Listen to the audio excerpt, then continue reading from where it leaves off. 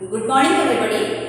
Today we are going to start with 8th standards history, 6th chapter weavers, iron smelters and factory owners. In this chapter we are basically going to concentrate on crafts and industries. Now children, you know that industrial revolution began in Europe in the 18th century, and the two major industries which were responsible for industrial revolution were textile industry and iron and steel industry, and both these industries developed in Britain, and that's why Britain is called as workshop of the world. Now the industrialization in Britain has a very close link with colonization in India. You know that English East India Company came to India for trading. At that time, they used to take the raw materials from India and they used to sell it in England and other European countries. But after the Industrial Revolution, now England was in need of more and more raw materials, and also the finished products was in huge number, and so they wanted a market to sell these finished products. India, with a large population, was a good market for the selling of finished products. So in India, ready-made goods were sold in large number. So when India became a market for the finished goods, what happened to the Indian craftsmen and the Indian industries? That is what we are going to study in this chapter. So let us start with Indian textiles and the world market. You know that Battle of Plassey occurred in 1757, and after Battle of Plassey, Bengal came under the hands of the British.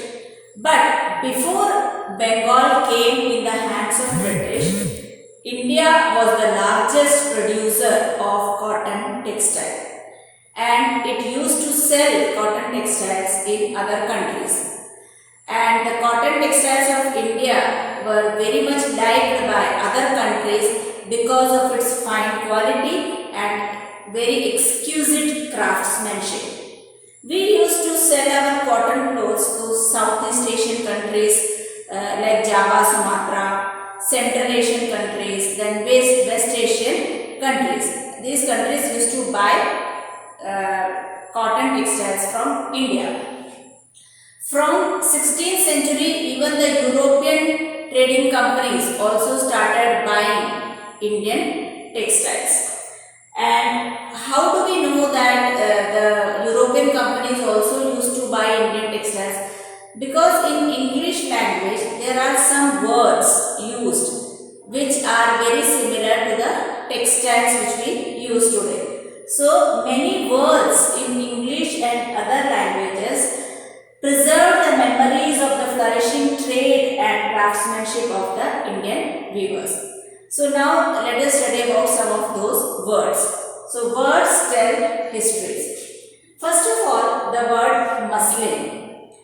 When the European traders encountered fine cotton cloth of India from Arab merchants, that means previously before the Europeans used to come and trade with India, it was the Arab merchants who come to take the things from India, and the European merchants used to buy it from the Arab merchants. So Europeans did not have a direct trade with India. We are talking before coming of East India Company.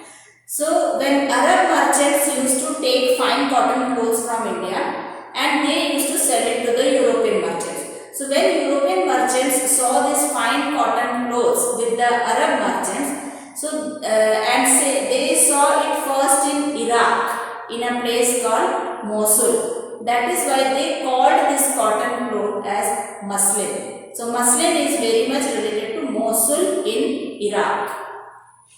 Then the second term is used for calico. Calico is the name of the cloth which was seen in Calicut.